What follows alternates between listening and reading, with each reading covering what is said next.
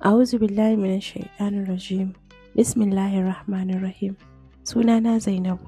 Idan yau ka fara sauraron shirinmu, ka danna mana subscribe. Sannan ka danna alamar ƙararrawa domin samun saƙon sanarwa a duk lokacin da muka ɗaura sababbin shirye-shiryenmu. Mun gode. Daren baƙin ciki kashi na 8. Sai dai gudu irin na ɗa namiji kafin ka ce menene wannan ya cin mata. Gurin da duhuwa ba ta iya gane kowa har lokacin da ya kamo rigarta ta yanke jiki ta faɗi a ƙasa sai ta fara kuka da roƙonsa tana ja da baya cikin jan gindi. Amma ya ƙi yin magana sai a lokacin ta kula ma ya rufe fuskarsa da wani abu da ya fi kama da riga. Ganin bai yi magana ba amma yana ci gaba da nufarta sai ta miƙe da gaggawa da nufin ƙara yin wani gudun. Amma ina ya cafke ta ya riƙe ta da hannunsa gamgam ta fara ihu iyakacin ƙarfinta amma ta san babu mai jinta. Ta fara roƙonsa akan cewa ka yi haƙuri don Allah Buji, kar ka keta min haddina, wallahi na yadda zan aure ka, zan gaya wa babbana, kai nake so don Allah. Amma ina bai saurari roƙon da take masa ba, abin da ke ransa kawai yake nufi ya isar. Sai a lokacin ta fara nadamar tahowa ita ɗaya, ta san ba sa bin hanyar nan dole sai 'yan mata sun haɗu da yawa idan za su taho. Hakanan ma babu mai komawa gida, dole sai an tashi su ƙara yin gayya su koma.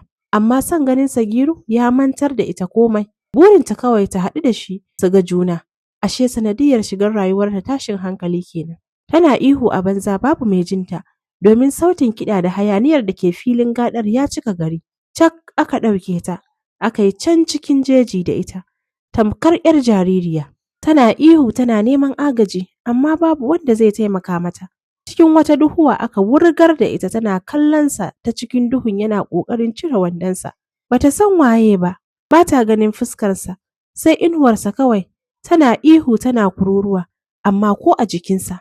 Aka yi danne ta rufe bakinta da tafin hannunsa, ya fara aikata mummunan abu da ita. Duk yadda ta so ƙwatar kanta ta kasa, domin ya fi ƙarfinta ko kusa ba za a haɗa irin ƙarfinsu ba ma. Tun tana kuka da cije-cije, har ta daina fahimtar abin da ke faruwa, domin ta suma. Macucin da ya tabbatar ya gama biyan buƙatarsa, ya miƙe da gaggawa ya mayar da kayansa jikinsa, sai ɗauko zaninta da ya mata cilli da shi a gefe, ya rufe mata jikinta da shi, sannan ya bar gurin cikin gaggawa, ya bar ta a nan a yashi cikin mawuyacin hali da bata san ina kanta yake ba. Da aka tashi daga filin gadar, Asabe ta duba ta bata ganta ba, sai ta yi tsammanin ta bi gungun 'yan matan da suka fara yin gaba. Don haka ta bi 'yan matan da suka taru, suka nufi hanyar tafiya gida. Ana ta hirar abin da ya faru a filin gadar cikin jin daɗi. Kasancewar innarta yau ita ce da girki, don haka bayan ta kammala kwantar da ƙannenta sun yi bacci, sai ta wuce turakar mijinta kai tsaye. Duk da bata ga dawowar Dijatu ba, bata damu ba, domin ta san duk ranar da suka tafi filin gada, suna jimawa basu dawo ba. Don haka, duk gidan babu wanda ya san Dijatu bata kwana a gida ba, har zuwa lokacin da asuba ta yi. Mahaifin Dijatu ya yi alwala ya wuce masallaci, ita ma mahaifiyarta ta yi alwalar ta shige ɗakinta.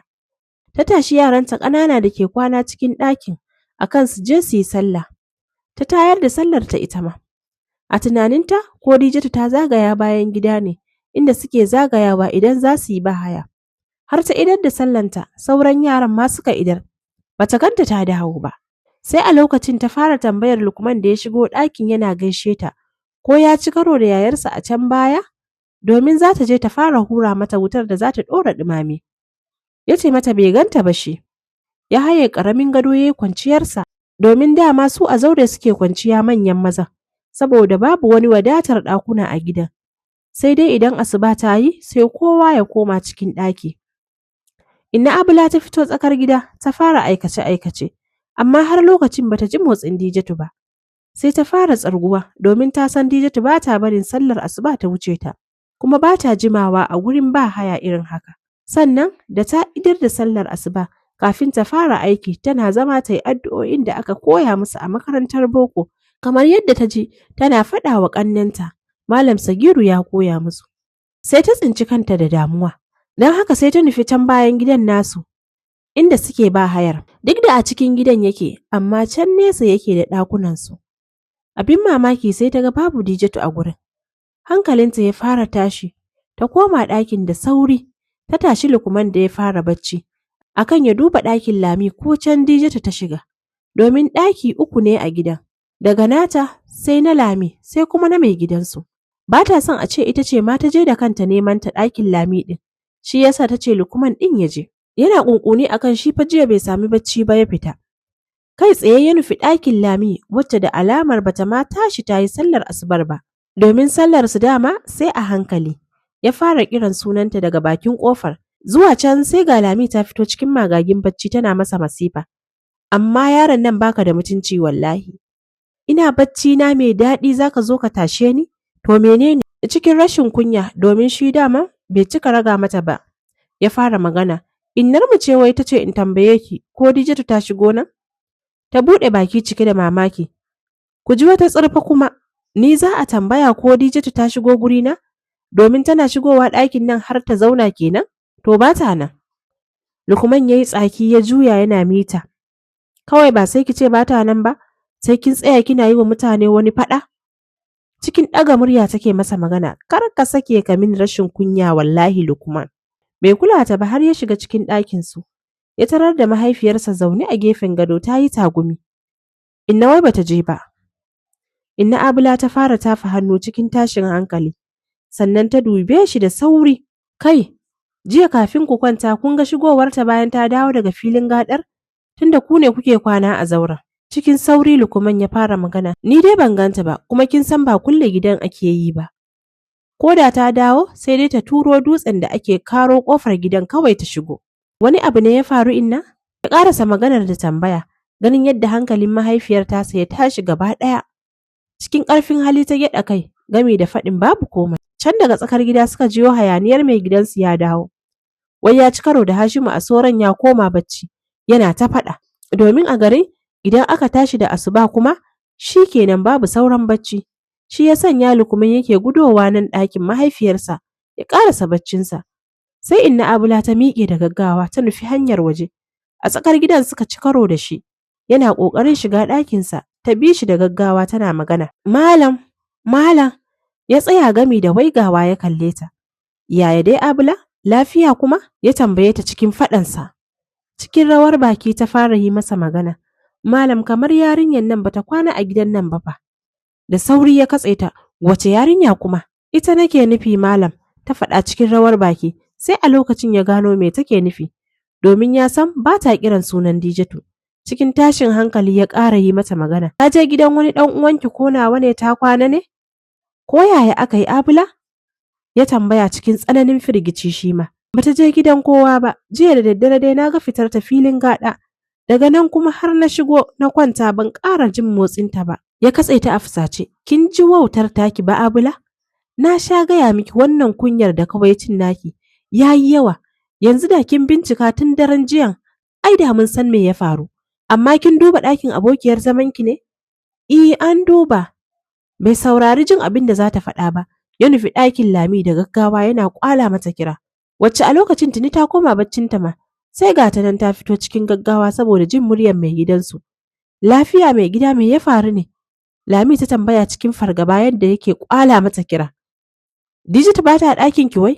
Ya tambaya cikin tashin hankali. Yanzu Lukman ya shigo na sanar da shi ba ta nan. Wai lafiya dai malam? Ta ƙarasa maganarta da tambaya. Cikin damuwa ya bata amsa. Wai bata kwana a gidan nan ba. Bari na je gidan yaya Hamza wataƙila can ta kwana. Domin na san Dijatu ba ta yawo idan ba ta da dalili. Ina zuwa dai. Sai ya nufi hanyar fita da gaggawa. Lami ta kama tafa hannun ƙarya tana salati. To fa, ina kuma ta kwana ne ita? Ko har ta fara kaiwa angon nata ziyara ne? Domin dama na ganta ta ci kwalliya daren jiya. Na tambaya ta ce filin gaɗa za ta je. Inna Abula ta kalle ta cikin mamakin jin abin da take faɗa. Kamar za ta ba ta amsa, sai kuma ta fasa ta bar gurin cikin gaggawa. Domin ta kula idan ta biye mata, za su iya shiga cikin ɓacin rai. Don haka ta nufi ɗakinta kawai cikin tsananin tashin hankali da bata taɓa shigarsa ba a cikin rayuwarta. Rabuwa da mafari. Cikin tsananin gigita Malam Ayyuba yake bin hanya yana dube-duben ganin diyarsa. Cikin ransa sai addu'a yake, Allah kar ya kaddara mummunan abin da yake zato ya faru ga diyarsa. Kai tsaye gidan yayansa mai bi masa ya shiga. Yana addu'ar Allah ya sanya Dijatu na can. Kasancewar gari bai gama wayewa ba, ya sanya har ya shiga tsakar gidan yana kwala sallama, babu kowa. sai zuwa can ya jiyo muryar yayan nasa Malam Hamza da sauran matan gidan guda uku kowacce na amsawa daga cikin ɗakinsa. Zuwa can suka fara fitowa daga ɗakunansu cikin gaggawa. Inna Baito uwar gidan ce a kan gaba, tana tambayarsa cikin fargaba, Ayuba daga ina haka? Lafiya? Kafin ya kai gaba ta amsa, Malam Hamza ya fito daga ɗakinsa. Cikin mamaki Malam Hamza ya kalle shi yana magana. Yaya dai Ayuba? Lafiya? Cikin damuwa ya fara magana. Ina kwana yaya Hamza? Malam Hamza ya kasa amsawa, sai ƙara matsowa da ya yi gabansa cikin tsananin damuwa yana ci gaba da magana.